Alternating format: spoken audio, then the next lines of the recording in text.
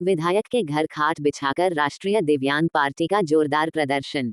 भिक्षा नहीं रोजगार चाहिए, जीने का अधिकार चाहिए। आरक्षण कोटा पूरा करने व सामाजिक समानता कानून बनवाकर नौकरी, रोजगार, स्वास्थ्य, शिक्षा, सुरक्षा की 100% गारंटी की मांग। अमिताभ बाजपेयी ने मांगों को अगले विधानसभा में उठाने का दिया आश्वासन। 25 को सुरेंद्र मैथानी के कार्यालय में खटिया बिछाकर होगा प्रदर्शन।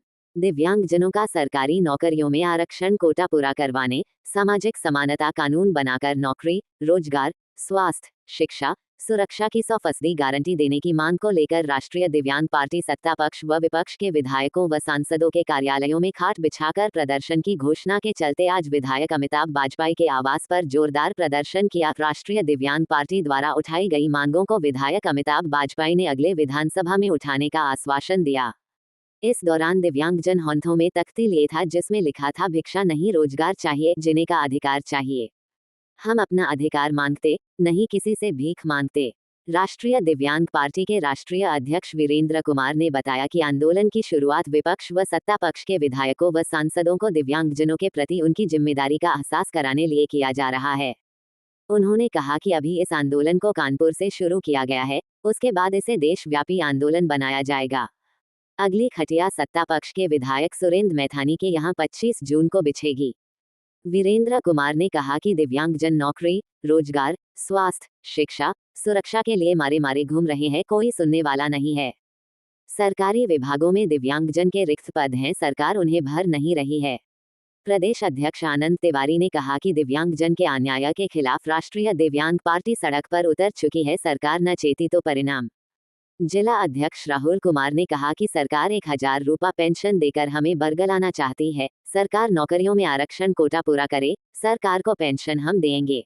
1.5 लाख की बात ये दिव्यांग, अभी चुनाव के समय हमने मुद्दा उठाया था। प्रदर्शन था, खाट बिछाओ, और क्या बताना चाहते, किसको क्या?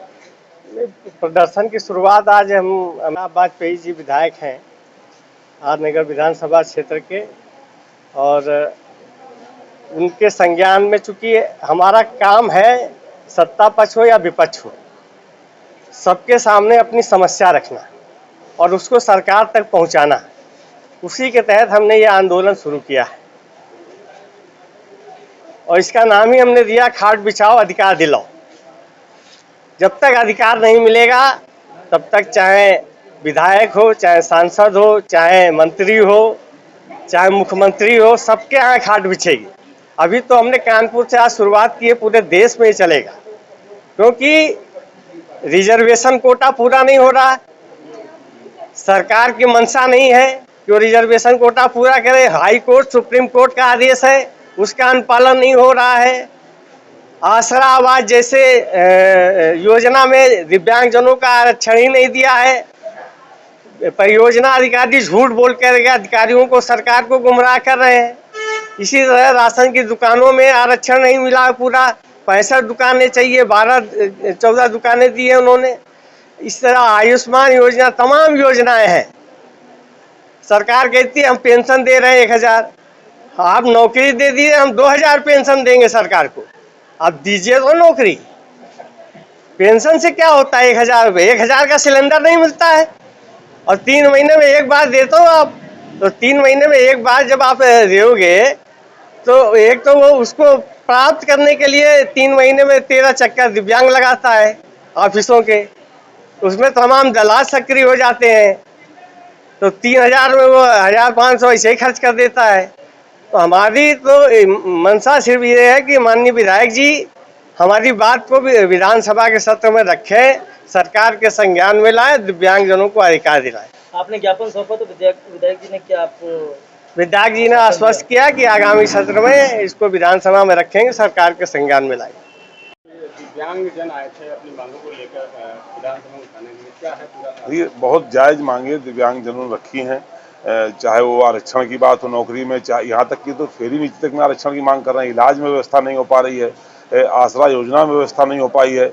ऐसे अनेक बातें उन्होंने रखी हैं जिसमें दिव्यांगजनों को जो उनका अधिकार था वो मिलना चाहिए, और कहीं ना कहीं सरकारी नीतियों की अनदेखी की वजह से नहीं मिल पा रहा है। ये मुद्दे हम लोग संज्ञान में आए हैं, सचमुच संवेदनशील मुद्दे हैं, तो हम सब लोग अपना कर्तव्य निभाते हुए इन मुद्दों को सरकार के ध्यान में लाने और उस पर कुछ ना कुछ अमल कराने हेतु अपना योगदान करने का काम करेंगे। विधानसभा में उठाएंगे? बिल्कुल, विधानसभा में उठाए बगैर सरकार संज्ञान में कैसे आएगा। आगामी सत्र में इन मुद्दों को प्राथमिकता के आधार पर उठाया जाएगा। हमारा कर्तव्य है, मेरे कहते हम पहले शुगर पूछी दिलवा देते, बैठे इंतजाम करते थे।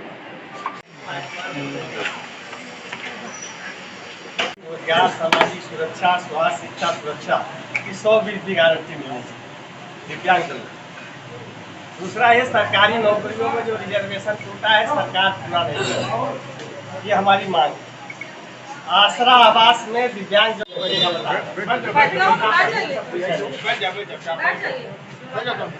तीसरा ये है कि राशन की दुकानें 1376 है, उनमें 5